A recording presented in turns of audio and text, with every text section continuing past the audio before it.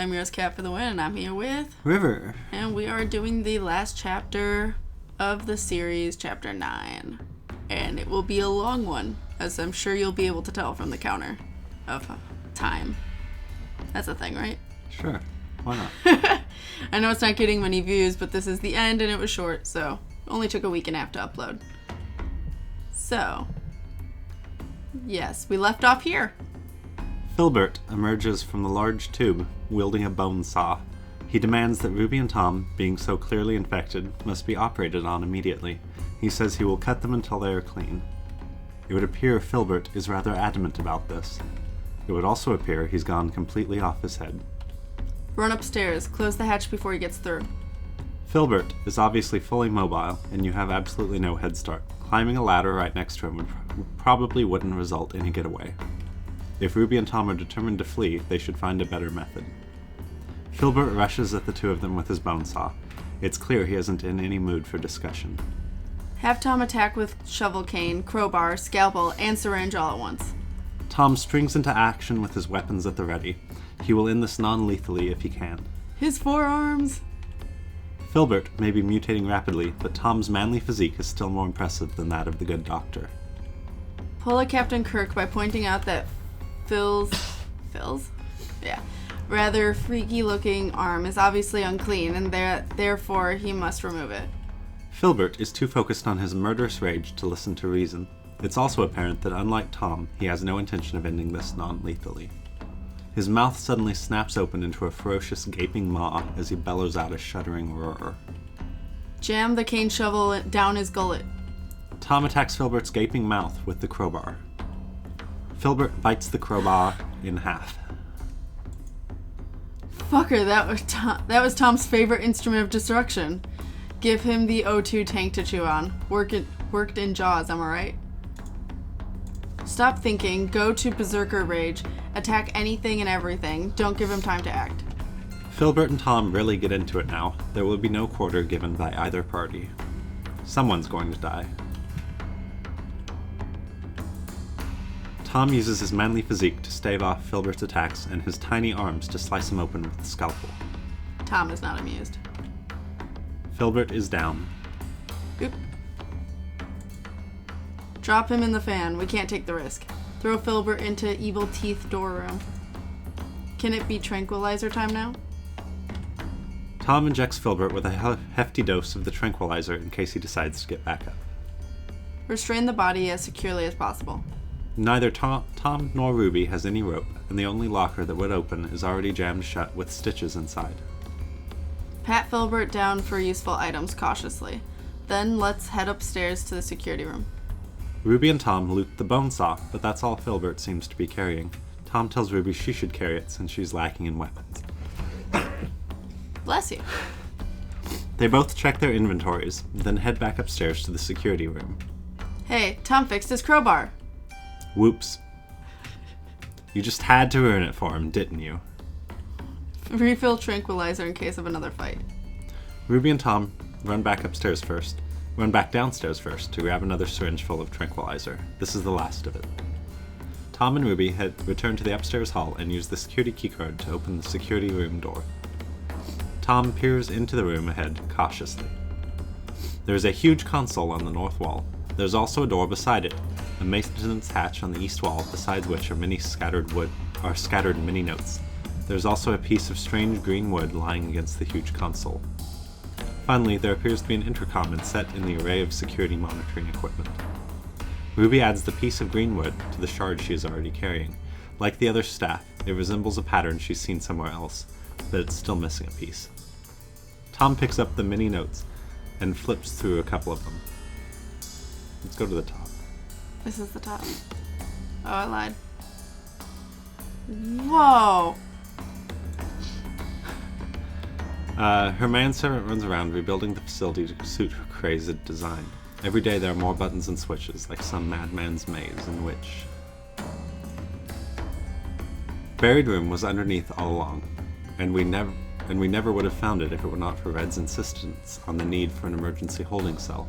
The things they're pulling up are simply astounding. That statue, the carved disc, they bear designs unlike anything I've ever seen. and that bizarre dummy, its eyes are... It has been 3 days since she was euthanized and placed under observation, and subject number 2 has still not recovered. She is too far gone now. Her body will be disposed of. Evidently my original findings were flawed. Perhaps the cells are indeed necessary for the reanimation process to occur. I have ordered Ace to euthanize subject number 8, Daisy. Perhaps this time we will have more favorable results. Understand they can't simply sell the damn things because of the secretive nature of this facility, but I don't know why they keep that ghastly thing on display. I find like that should be kept in safe storage. I knew they would find something down there. In my dreams I heard them calling me to that place. The strange red growths covering the walls of the Forgotten Room are like some kind of bizarre, clearly organic, and the fact it survived this long is evidence of some powerful. I will have to look into possible medical uses for the... Examine those little teeth-like things on the floor just in front of the console. They appear to be marks on where the operator should stand. They're right in front of an alphanumeric keypad, the only set of controls in the entire console Ruby would know how to use. Try the intercom by the door. The intercom is marked as an emergency service line. It should connect directly to the outside world. Tom presses the button to make contact, but he's not holding his breath for a response. Suddenly, the intercom radio crackles to life. Tom can hear someone on the other side. Tom attempts to make contact with whoever is on the other end. A strangely familiar voice fires off a string of incredibly foul and very unprovoked profanities directed at Tom. John Quest, lol. Oh god. Tell John to calm the fuck down. John? The creator of this, between the last episode and this one, did a side quest for fun that was supposedly just a joke. It was Tom's brother John on the outside world, and they did just silly stuff. Okay. I forgot that he connected it back to this. So assume this isn't real.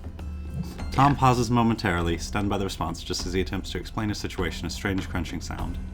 Like something being eaten. Oh god. So his brother got eaten? No, I think he ate the intercom. Oh. If I remember correctly. Comes from the other end, followed by static. I wasn't expecting that response. It would appear the line is now dead. Anyway, Ruby and Tom attempt to operate the console, but nothing seems to work. Someone's locked them out. Does the door to the lobby open? The door to the lobby is already open. Go through. Tom peeks through the door. Tom has entered the lobby a bit excitedly. Freedom seems so close. Oh, okay. Politely ask just what the hell that thing is. The unhealthy-looking figure hooked up to the wall introduces herself as Bella. She says she is very sorry, but she can't let you leave. She goes on to say that she has top priority control of every security system in the facility, and she has instituted a lockdown. Ask her how the situation can be resolved. Explain that we've had it with this place and want to leave. Ruby joins Tom and attempts to convince Bella to let them out. Bella explains that she is not in charge here. She was merely acting on orders her superiors issued before they abandoned the facility. She simply cannot open the surface hatch for them. Those are her orders. Tom menaces for a moment, and Bella responds that she will not fight him. Important. Ask if she saw what happened to Ace. Bella says she's been focused on watching YouTube, but if he isn't walking the halls looking for patients, he might be in cold storage. It's where he keeps the things he's been collecting. Ask what happened to lead to the lockdown. Her superiors ordered it after this facility was abandoned following an outbreak of violence by both patients and staff in the wake of the events on November 1st, namely the suicide of Chief Diagnostician Red. Ask her what the fuck Ace actually is. Ace is a very loyal orderly, but lately he seems to be ignoring her. Explain to her that if things continue as they are, there isn't going to be a facility left to salvage even if her superiors return. She knows, but these are her orders. Ask Bella what she's doing, plugged up to the wall. Bella is kept on life support. Those things don't attack her. Her mind must be intact for her to continue operating. She suspects they don't want to taint it with her running the facility's systems. A very angry-sounding thumping noise shakes the ground in frustrated peals, and an echoing, eerie voice comes from the lower levels. Oh. Lucy? Lucy! Lucille! Ask where the cold storage is. Bella says cold storage is on level 2. Ask Ask Bella why she has apparently been helping us if she's not allowed to let us out of the facility. She was ordered to stop you from leaving. She was never ordered to avoid keeping you alive. Ask Bella if there are circumstances under which the lockdown can be lifted and the door to the surface can open. As long as she is holding manual lockdown in place, surface access cannot be obtained. The date. What is today's date? Today is October 31st. Oh. I'll read it. Okay. October 2nd, Tom's hands damaged in Z-hatch accident, most likely cut off. October 3rd, Red recommends alternative treatments as traditional treatments fail, implied for multiple subjects, not just Tom. October 7th, Red hears whispered voices a second time. Alternative treatments approved and put into action. Sometime before October 20th, staff starts medication that cured patients due to miraculous results in patients, but Red refuses medication. Ruby kills Stitches. October 27th, Ruby injures Red and is detained by Ace. Everything changes according to Red. October 29th, Red clubs Ruby. Ruby declared dead. May God forgive Red. November 1st, Stitches is officially alive and breathing again. Red decides to take the coward's way out because death has no permanence here, and releasing Ruby from her torment was in vain. Claims to have not taken medication. Red detained in cell number 6 for his actions. Subject 6 already in Brig. Spade becomes question mark. November 8th, Ruby attacks Tom in the medical room, stabbed many times, bleeds out and dies. Confirmed to have died by F. This blood is never clean. November 23rd, subject number 6 isolated in upper lab B. Only Ace allowed to allow contact. Let's do the time warp again. So, we're in the past? No. We're in the far future? Okay. Since all that happened. Okay, cool. Or more than a year. Who knows? Ask Bella how many times the situation has played out before. Dozens of times. But she says you've only made it so far as to see her 3 times before. She says that this is as far as you've ever gotten. As long as she's alive, she will maintain the lockdown. Ask for scissors, or at least where we could find a pair. Bella says that all scissors have been confiscated and hidden after the last time the patient in Lab B got a hold of a pair. Is she trying to say that if she was killed, the lockdown would lift and they would be able to escape? Bella wants to show you something. A panel on the wall opens, revealing a glass window. Beyond the glass there is water. Orange light filters through the shimmering waters. It would appear this room is very near to the surface. Every day for over a year now, Bella has had to watch the sun rise and set from just barely below the surface, strapped to this wall, right next to the exit, able to watch the outside world, but never touch it. Yes, she answers. If you kill her, the lockdown will end. Ask her if she wishes to die. Yes. But if we kill you, wouldn't you get back to life again? Bella is the only one who the infection has passed over, because to taint her mind would be to compromise the integrity of the facility, and thus everyone and everything inside it. Will disconnecting her from the station kill her? Yes. There's a question mark. Oh, well, that's not real. Oh my gosh. We got here 3 times before and never killed her. Why? Because Ruby and Tom are nice people, perhaps? She probably also told them this last time, and they both declined to kill her and tried to find another way, only to die.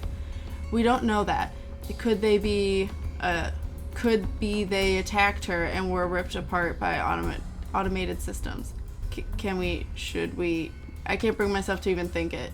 We just can't kill her, can we? Even if it would be a mercy to kill her. I love how this whole story has turned TG's nominally ruthless crowd into one that gives intense consideration to the consequences of their actions. If we just open the doors and leave, everything else gets out too. Bella offers that you could close it behind you. Ask Bella if this facility can self-destruct and if that would eliminate the infection. Bella says there is no infection. The only disease here is one the doctors made. Bella sees Ruby's hesitation and tells her that she left herself something. It's in the water cooler. Break the glass she so conveniently revealed for you? I'll bet you could swim to the surface. Neither Tom nor Ruby knows how to swim. To Mr. Water Cooler and then cold storage. No. This isn't fair, Bella says. She helped you. Now you have to help her. This time you have to kill her, she says. You have to let her wake up from this bad dream. This time you have to make the right choice. Trank time for now. We'll come back soon. Tom injects the liquid tranquilizer, but Bella only becomes angry. She explains that the systems she's hooked up to have replaced most of her body functions, and will easily keep her conscious against the tranquilizer. She goes on to say that Tom and Ruby do not want the person in charge of security to be against them. She's asked nicely, she has helped them come this far, but now she's putting her foot down. She will lock doors, activate traps, and seal rooms if they persist. This time she says she's not going to give them a choice. They have to end her life now. There is no other option. Very well. Tom and Ruby seem to have no choice. Tom pulls the plunger back on the syringe and with great hesitation injects the air into Bella's bloodstream. Tom apologizes quietly for not being able to save her. Save Mr. Watercooler. Mr. Watercooler will go out like the champion of neutrality he is, judging ever eternally from under the rubble. Tom does his best to disconnect Bella from her life support. She passes into unconsciousness. Moments later, Bella passes away. There is no time to lose. Now can we open the hatch? Ruby and Tom return to the security room. It would seem Bella's death has also caused a minor systems/power shutdown. A blinking green light indicates the electrical maintenance hatch is open, however. I meant the hatch of getting the fuck out of here plus 15. It's still sealed. The lockdown was on the systems operated through the console, not the hatch itself. That still needs to be unlocked. Let's see, what can we do in the maintenance? Ruby, with her girlish figure, is able to squeeze into the cramped maintenance tunnel. A handy blinking green light illuminates itself from within. Better not fumble blindly. Push the button. Prepare for some horror that you will see when the lights come back on. Ruby crawls a short way into the dark tunnel and presses the glowing green button. Click.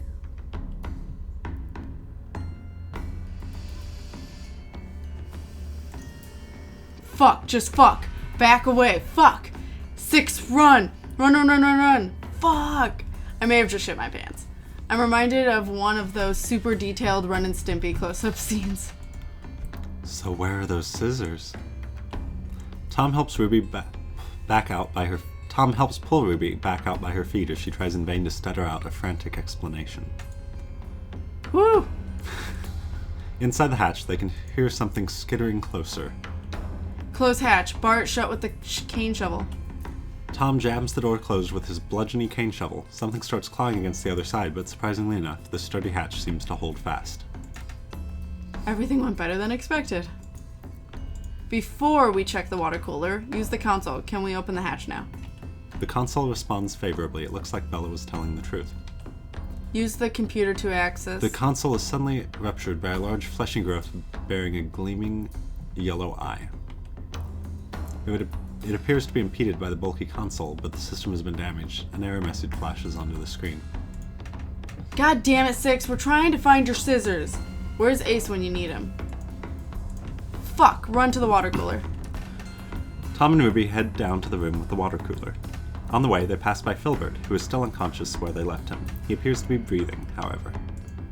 Preliminary matchups. Filbert versus Stitches. Ace versus himself. 6 versus Bella's corpse. Escape hatch versus manly physique. Ruby and Tom descend to the cafeteria room, passing through the upstairs thoroughfare on the way. Tom moves to take the top off the water cooler so they can look inside. Stashed inside the cooler itself is an oddly shaped shard of green wood. Ruby adds the last piece and assembles the second green staff. Check the console before the locker. The console doesn't seem to have power. There's still a familiar symbol hanging above it. Tom and Ruby head back upstairs, making the trek to the room directly above them since they have no means to climb the hole in the ceiling. Ruby places the green staff in the carved recesses on the locker's face. The locker's door swings open, revealing a switch to match the one in the other locker they'd opened with the first green staff. Ruby figures she might as well pull this switch too. With both switches pulled, lockers 3 and 4 suddenly shift apart to reveal a hidden door on the wall behind the giant machine. Ready weapons and go in. Tom and Ruby pass through the door. Into the mouth of madness. The locker on the left appears to be sealed. The one on the right is bent and partially melted in places and appears to be simply jammed shut. Not even Tom can force it open, and its hinges appear to have been messed with as well. Ruby rationalizes they must be the 2 missing lockers, the ones from the room where she woke up. These are hurting my eyes. A little bit. Is that a Ruby Ace I have no idea. mashup? Where Ace's mask? Oh yeah, it's sitting there on the table. Oh. Oh, it's not sitting on the table. Ace's mask is somewhere in here. And then the dummy's at the top of the room. Yeah. Oh, that's the hanging dummy, isn't it? Yeah. I didn't And realize then the that. mask is on the left side on a little shelf there. Oh, I see it. And then there's the fetus. The fetus is there. And the thing on the right says water filtration. Do not touch. Alright, so he has been collecting shit. Open water filtration unit. Tom and Ruby look inside the water filtration unit. Something inside looks back at them. Say hello. It's so dark. Kill me. Decline to kill him. Try to free him from the hooks. Collect the eye dial first, though. Tom grabs the eye dial from inside the filtration unit. Ruby, already emotionally distraught after the incident with Bella, is confused. She doesn't know what to do with this individual who lies half submerged in water. I think we've killed enough people who reason with us. Ruby pleads with Tom. This one can still be saved, she says. Tom and Ruby carefully remove him from the 3 large hooks keeping him in the chamber. It's a rather painful process, and his groans of pain only subside when Tom finally hauls him out of the cramped, flooded chamber. A loud creaking sound catches the attention of Tom and Ruby. The locker in the back of the room has begun to open. He was in there all along. Take Ace's mask. Get the fuck out. Unfortunately, Ace has already taken his mask. That face. Ruby and Tom get the hell out of Dodge, carrying the other prisoner with them. Tom and Ruby escape from Ace's lair in cold storage. They seal the area behind them, but knowing Ace, it won't hold him for long. Whatever they're going to do, they'd better do it fast. Ace is clearly on a mission, and this facility will not be safe for them for very much longer. Tom's manly physique allows him to carry the prisoner with relative ease, but his move speed is still reduced. Perhaps things would move faster if he and Ruby split up. Remember, time is of the essence. Go. Get stitches from his locker. We might need him later. It would appear that locker number 5 is already open. Give us a hint, Weaver. In the time it would take Tom to drag the weakened prisoner up to the exit, Ruby could probably reach both the dummy room and then the downstairs console. At least she could if she took a shortcut. That's it then. Ruby, jump. Tom, take Emo Bird to the exit. Also, please don't refer to him as Prisoner Weaver. He's free now. Tom begins to carry their new acquaintance upstairs, making his way to the surface access hatch. Ruby jumps down into the room below, trying to reach the symbol-laden clock downstairs as quickly as possible. It's only a matter of time until Ace escapes again, and he'll be looking for them. Ruby lands safely in the room below. The backup console here is still not receiving power. She quickly heads downstairs to the clock dial, now that she's recovered the wooden eye peg. Keep constant radio contact. Leave both on all the time so you both know exactly what's happening, even if there's no time to say anything directly. Good idea. Ruby and Tom both make sure their radios are on. Ruby quickly climbs down into the brig, which is still as broken as ever, and darts into the side room.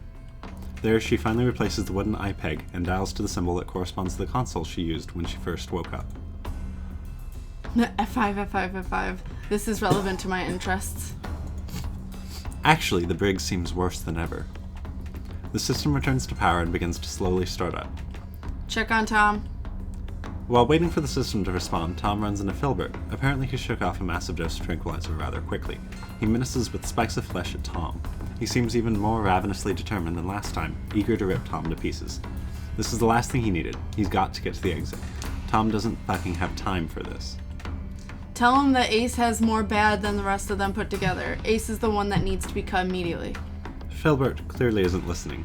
He's beyond reasoning with now. Filbert lunges at Tom. Use manly physique to kill Filbert. Tom has had enough of this shit. No chances this time. Jesus! Spike that fucker then. Touchdown celebrations. Tom has no idea how that just happened. It was pretty cool though. Yes, cool. Plus, Tom is gonna get so much tail from Ruby for doing it when they get out of here. Seriously. A, Ruby's a lesbian. B, Ruby doesn't like killing people. C, Ruby doesn't like blood. D, Ruby is a lesbian.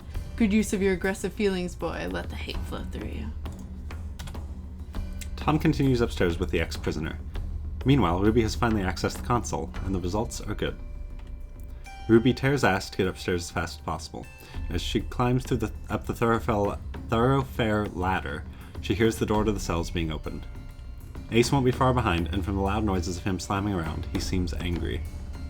Ruby finally reaches the upper level and bursts into the security room, only to find a monstrously gigantic, fleshy abomination covered in eyes, looking like a huge and horribly mutated version of Subject 6. It appears to be cowering in the corner and doesn't seem to notice Ruby. He's coming. Ace is coming. He's going to lock me up. I'm scared, Mom. Even 6 is afraid of Ace. We're fucked, people. Fucked. Tell 6 you can help him. Out of pity, Ruby tries to call to Subject 6, but it's no good. He sits shivering in his grief, muttering to himself in fear of Ace. Ruby enters the lobby. The ex-prisoner seems to have regained some of his motor skills and is shakily climbing the now open ladder upwards. Tom says his name is Jay. Tom is visibly shaken. If that giant monster is afraid of Ace, he doesn't stand a chance, even if he would manage another burst of adrenaline. Tom begins talking to Ruby as quickly as possible. There's now a very serious problem. Ace will be here in a matter of seconds. There's no time for them to get to the surface and close the hatch. Someone will have to stay behind and distract him so the other can get to safety. Tell Tom that we're sorry, but Ruby is the main character. He has to stay. Rock, paper, scissors? No, we will run away together, even if the whole world has to burn. Ruby should stay. She killed Tom once. It's the least she can do. Oh, fuck you, Weaver. Fuck you right in your eye sockets with barbed tentacles. Manly tears. Tom is a Spartan. Spartans die in battle. Tom, rip out Ruby's heart and eat it, then escape. Then they can live forever. Tom tells Ruby to take the ladder now. There is no way either of them would survive an encounter with Ace. Goodbye, Ruby. Have Ruby tell Tom to go on. He's the only one strong enough to carry Jay, and Ace was after her. Tell Tom to be brave and to remember her always. Then Ruby turns around, finally feeling clean and redeemed from that murder of Tom she saw herself commit, and waits for Ace to arrive. Ruby kisses Tom goodbye. Ruby climbs the ladder as quickly as she can. No! Goddamn you, Weaver! We didn't want Ruby to leave! Fuck you! It's time to take a stand. Goddamn. No items, 1 stock, Tom only, final destination.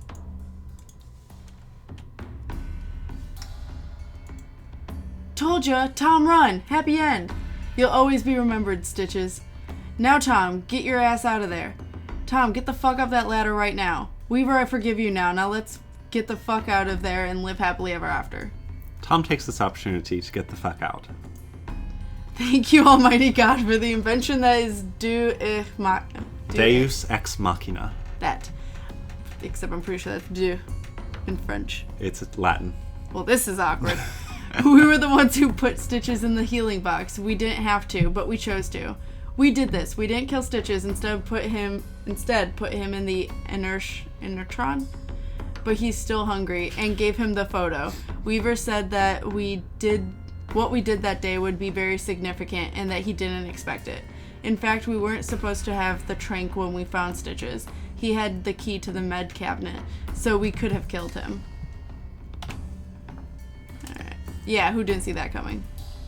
Tom takes a moment to reflect on how tragic it is that sometimes actions have to have consequences, good or bad. Ruby is relieved beyond words that Tom made it up. She's also glad she saw him coming up before she slammed the hatch shut. Tom and Ruby close the door behind them. Jay has been loaded onto the tram. Roll out on the railroad. Railroad. Ruby and Tom hop on the tram and survey the simple controls. Ruby opens the steel door. Beyond it lies fresh air and a long track leading to the mainland, leading over the water. The tram begins to move, leading out toward the land beyond. It's on an automated track, so it will continue on without Ruby or Tom needing to do anything. Choo-choo. The tram pulls away, leaving the station behind. Wow. Wow. Ruby and Tom head toward land as the tram slowly crosses the land bridge. Jay sleeps at the fore of the tram, recovering from his ordeal. Tom tosses away all the notes he's been collecting. He's happy just to be alive. He never wants to read another note as long as he lives. Tom breaks out the champagne. He and Ruby decide now is a good time to celebrate. They pour, they toast, they drink. To freedom. And what became of Cat and Hare? Did they break free to purer air? To guess their fate we shouldn't dare. Perhaps their tale closed well. But for all the beasts trapped in the nether, all life from out the Lock and Heather, the flock that could not work together, are sure still trapped in hell. Oh my Jesus. Thank you for not doing some lame surprise plot twist at the end like Ruby killing Tom or Jay flipping out. Happy end. Anyone else think Jay looks cute as hell in the last 2 picks. Not good end. Lame end. There's still a lot of questions unanswered. Magnificent Weaver. Wait a... Fuck you, Weaver. How much did you not tell us? Is that really the end? Yep. Yup. It's always been the end. No, there was another... I am confused. I remember there being another panel. Well, what's the panel you predict? Because we don't see it. Yeah. Well, I'll look it up later, and if we find it, we can add it into this video. Okay. So, if we see the panel. Yep. But then I want to... Explain it just in case we I don't don't remember it exactly, and it's a big deal, so I don't want to get it wrong. Okay. Well, goddammit. Now I'm curious, because I don't know this. But, yeah. This isn't as long as I thought it was going to be, actually. But... No, it wasn't too bad. Yeah. We are done with Ruby Quest. Hope you guys enjoyed the story, and that we didn't fuck up reading it too bad. Mostly Hope you me. enjoyed it, all 4 of you who watched it. Yeah. Not many people. Although I am very confused as to why none of the parts got dislikes except for part 6. And maybe now part 7, 8, 9, I don't know. But right now I've uploaded part 6 and only that one has a dislike. The rest are all fine. So, Oh well. I don't know to that one person, but apparently you didn't read the other ones? I don't know. But otherwise, the 18 people. Yep. Or maybe 10 at this point. But, hope you guys enjoyed it. Yeah. I really like the story. I think River does as It's well. fun. Yeah. But, hope you guys are winning at life, and we will see you in the next playthrough or whatever it is you guys watch. So, keep winning at life, guys. Bye. Bye.